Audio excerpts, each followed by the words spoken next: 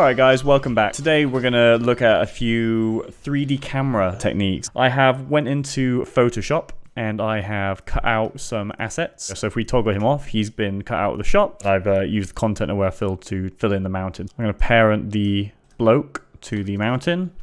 Call this bloke. Call this mountain. And then we're just going to scale the mountain down. As you can see, as we zoom in on this, it's just like zooming in on an image. It's a bit boring. What we're going to do though is we're going to make a 3D camera setup. We go to toggle switches and mode and see this 3D layer cube. I'm just going to toggle that on for both my layers. So it's told After Effects now that these are 3D layers. But what we've got to do is we've got to go new camera. You've got a load of presets, 15, 20, 24, and they govern how much of an image is in the shot. If you've got 15 millimeters, it's going to be what's called a wide angle shot. I tend to go like 35. What we're going to do is we're going to go to two views over here. And now we can see the composition from the top. The reason why we haven't got any of this parallax effect is because even though these layers are 3D, they're actually still on top of each other, so they're in the same plane. We need to separate these off. So what I'm going to do is I'm going to get our friend Loke. I'm going to move him forward, and now we're moving the background back in space. All we have to do is kind of scale things back up so they kind of are in the place they should be. If we press C and activate our camera tool, we can now have oh, look at that. We now have parallax. Let's go to our position.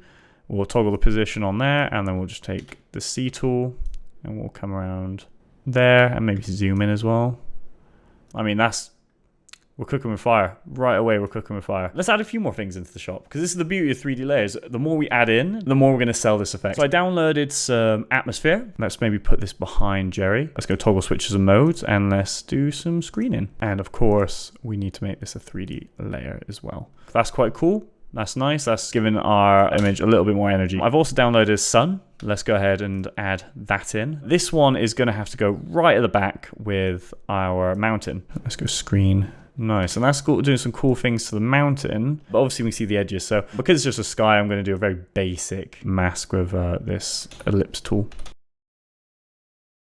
I've went to Story Blocks and I've downloaded some green screen birds. Let's go to Keylight Express. Pop that on Birdie Boy. Solo that layer just so we can get a good sample of green. What we'll do is just scale these birds down a bit,